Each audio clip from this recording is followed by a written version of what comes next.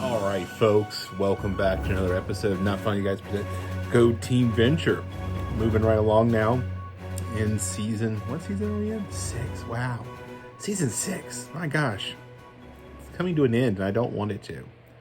But we're picking up with episode 3, Baking Miracles, originally aired February 14th, 2016, written by one of the co-creators, Jackson Public.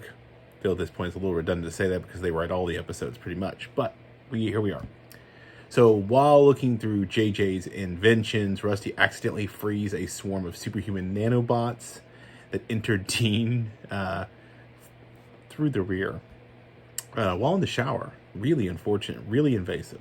21 deduces the cave that they found previously belongs to the vigilante Blue Morpho, who the Monarch realizes was his father. He attends a guild event at Wide Whales, but is refused because he arrives in costume, and this event is holding non-guild business. And so he gets taken downstairs by the duplicating villain Copycat, who allows the Monarch to borrow a suit, but then basically darts him, drugs him, steals his costume, and breaks into Rusty's penthouse and urinates on the furniture, simultaneously pointing this out, another version of him, to Dr. Mrs. the Monarch and Wide Whale, leaving her enraged at the Monarch and seemingly illegal arching of Rusty.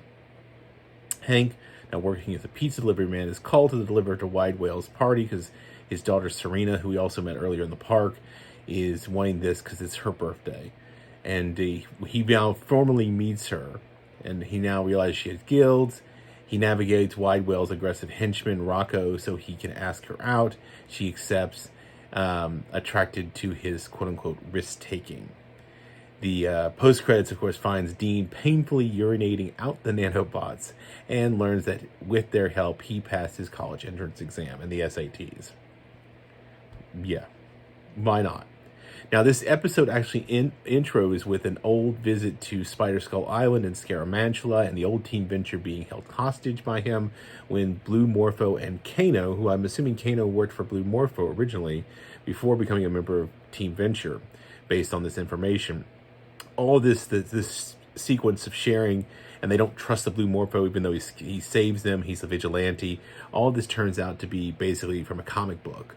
And like 21 is showing this to the Monarch, and he tells them, they eventually become friends and things like that. Of course, the Blue Morpho, we've come to find out, is his father. By the way, it's 21 who finally points out to him that Blue Morpho is a name of a type of butterfly.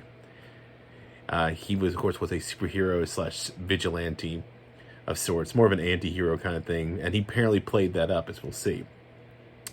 21 talks about there being a Blue Morpho comic when the Monarch asked, but he said it only ran for 6 issues, and it was not Kirby's best work. He is, of course, referring here to Jack King Kirby, who helped co-create the Fantastic Four, the X-Men, Captain America, most of Marvel Comics, including the Celestials, and he then went on to DC to create the New Gods and Darkseid. So he is incredibly implemented. He co-created Thor. Very much most of the Marvel Universe was made on his back of his assistants. We have Hank running into Serena in the park, Wide Whale's daughter. We've met her previously. Of course, he the last time thought she was drowning. He gets tased by her bodyguards, but then those guys get beat up by Brock. Rusty goes through JJ's old projects. We notice and then that's when he unleashes a Quicksilver Mercury. We come to find out it is the Ventec Biobots. Pete will later identify them. Council of 13 is now in their continued courting of White Whale, meeting at his house, and it is the day of Serena's birthday, and Wide Whale is continuing to really reinforce all the kinds of mafioso Godfather stereotypes, like this, the day of my daughter's birthday, all kinds of weird pronouncements. Wide Whale's party, by the way, is one of the few times, according to what Jackson Public, I think, has said in an interview, the only time Trump and Melania ever show up in an episode of The Venture Bros. This is released, though, keep in mind, in 2016. So at this point, Donald Trump was becoming much more of a public figure. But that's the point. He never makes him into an actual villain in the show. He said it was kind of too easy.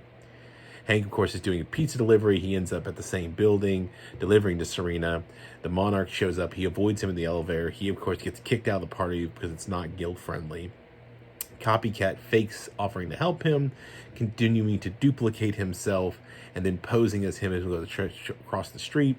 He's basically, his powers are very much like the X-Men Multiple Man, if you're familiar with that. It frames, and he frames and humiliates Monarch by breaking Avenger Tower, the view of Wide Whale and Dr. Mrs. the Monarch, who he then, another version of him, points out what's going on. This really pisses Dr. Mrs. the Monarch off at the gets her pissed off at the Monarch. Serena and Hank eventually manage to get to her. He sets a date, and of course the nanobots help the entrance exam for Dean. And by the way, at the very end, when we see there's one of the suit suggestions they were talking about, that Billy is piloting is literally the mech suit from Aliens.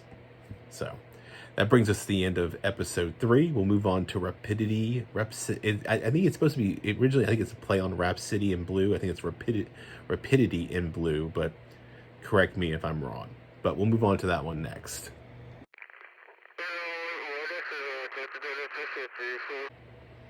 All right, so here we are moving on to episode 4, Rapidity or Rapacity. I think it's Rapidity in blue, February 21st, 2016, written by Doc Hammer.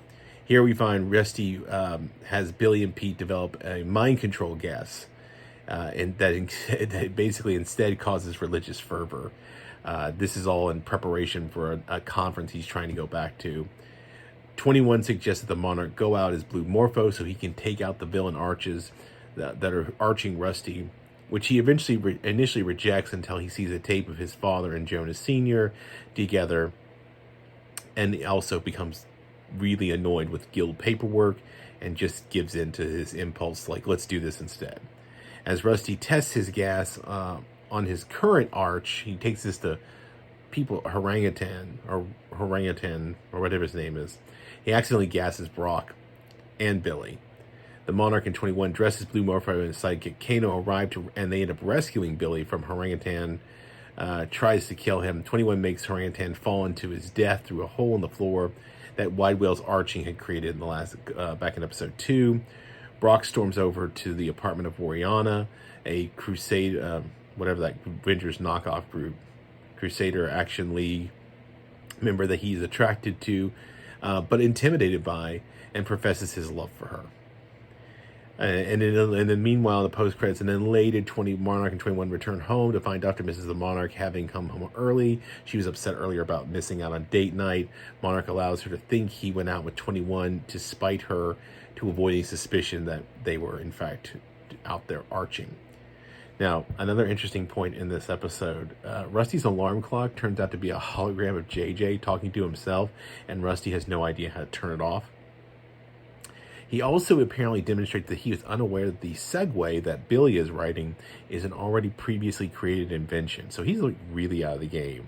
Like, you would think that that time in the compound must have been him spending time away from the real world. But he needs something to present at the Science Now conference, which he hasn't been to, particularly since the last time, where he presented a vacuum cleaner and it was a bit of disaster. And he was apparently banned from the conference. This was back in season 3, Tears of the Sea Cow. So he hasn't been back since that awful experience, and he was apparently banned. 21 and the Monarch are debating becoming Blue Morpho ID and take out arches ahead of him. They're hiding this discovery from Dr. Mrs. the Monarch. Of course, while this is happening, Hank is seeking out advice from girls, and he goes first to Dean and then to Brock, where he gets very mixed advice. Meanwhile, Billy and Pete are going through a series of really bad ideas that they to present for the presentation at the conference: the Whisper Washer, the Shuffle Dynamism, the Prometheus drug. They end up turning to the God Gas, which they think is basically mind control. 21, of course, finds a tape back at the house of Blue Morpho and Jonas Sr. in the past. When sending the Monarch down to see it, he's dressed in a Jedi cloak and does a whole Yoda, only take with you what you the only down there is what you take with you, which is the whole reference when Luke goes to the cave on Dagobah. And an unseen 24 ghost plays the voice of Obi-Wan, saying, "Was I any different?" I love that they brought that back. The tape he finds shows Blue Morpho admitting that he plays a vigilante, and then when he watches the rest of the tape, which 21 tells him not to, it turns out that the rest of the tape is him and Jonas Sr. holding a orgy with women. The god gas that they used originally on the mice basically sends them from making a golden idol for Billy to later seeing one of them crucified to one of them being Pope, and it ends with them in a doomsday explosion. So they run the whole gambit. Meanwhile, 21 as Kano and Monarch as Blue Morpho get their own version of kind of a comic book intro as they go into NYC to take on Orangutan, who is Archie Venture. They want to take him out. The Monarch is forced to kind of cut his goatee that's very long and swiveled in order to avoid it. The god gas is being delivered through a gun, goes off badly. Pete and Rusty get away from it, but Brock, who's holding Orangutan, who they wanted to test it on, gets blasted along with Orangutan and Billy. Orangutan ends up seeing Billy and Rusty as demons through his hallucinations. Brock runs off, like we know, to run to Wariana, who he'd been flirting with earlier. And Billy sees Rusty as a cartoon version of himself. Blue Morpho ends up saving Billy, and Billy then thinks that he is Rusty because the cut goatee now looks a lot like Rusty Venture's. Of course, Wariana, who apparently also lives in Wide Whale's building, Brock shows up to her. She calls him Hercules, and then takes him into her apartment, and we're assuming has her way with him. So, fun episode. So, again, like, subscribe, follow, share, all that fun stuff. If you want to write us, you can comment below, but you can also write us at notfunnyguys.offthereels@gmail.com. Like I said previously, I think in our last episode, we've got a bunch of podcasts up. We have 143 episodes, folks. We cover things from the Marvel Universe, all around things. We're currently dealing with Saoirse Ronan.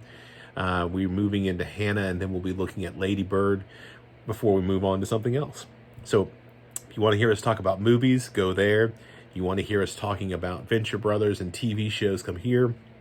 Quick sneak peek ahead is that coming down the pipeline as we get closer to Andor Season 2, we'll be doing an Andor rewatch, and after that, we'll hopefully be doing a Andor React series with my other Not Funny guy, Eric. We'll be doing that as part of a sort of like on top of what's happening now kind of stuff. So like I said, like, subscribe in the meantime. I'll see you next time, and remember, go Team Venture.